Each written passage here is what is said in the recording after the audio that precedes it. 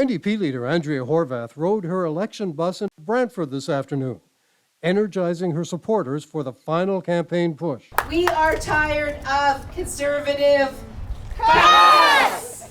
This is a riding where the NDP hopes to defeat Will Bouma, a Conservative MPP criticized by members of his own party for taking part in an anti-abortion rally in 2019. Horwath began her day in the Windsor area, where the NDP is fighting to hold on to 3 ridings. With so much at stake in this election, let's come together. Let's come together and make sure that we stop the Conservative cuts and we start providing the quality of health care that people deserve.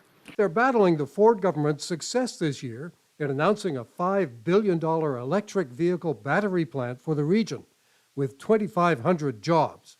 The NDP says that was the vision of a union, not Doug Ford. The Liberals were also focused on the Windsor ridings today. You need a real plan, but you also need to be competent, and Doug Ford isn't competent.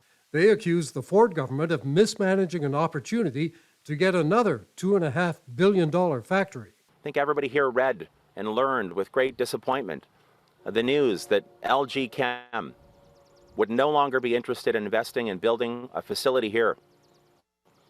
This part of our province losing out on a potential $2.5 billion investment that would have created up to 1,500 jobs. Progressive Conservative leader Doug Ford was campaigning in southwestern Ontario as well. And thank you for coming out today. Mr. Ford, you're privatizing our health care. You need to be honest with Ontario. Yeah. Friends.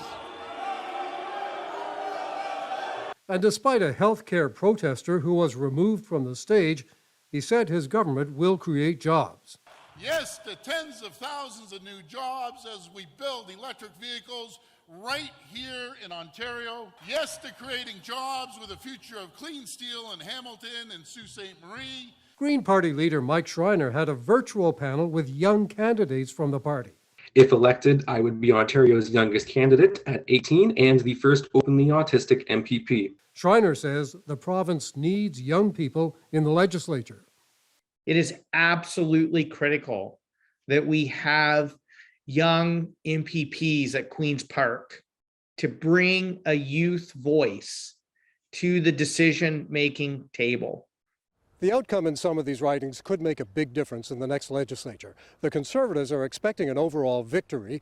They could determine how much of a majority the Conservatives get. The local ridings could also determine who finishes second, the NDP or the Liberals, and who forms the official opposition. Al Sweeney, CHCH News.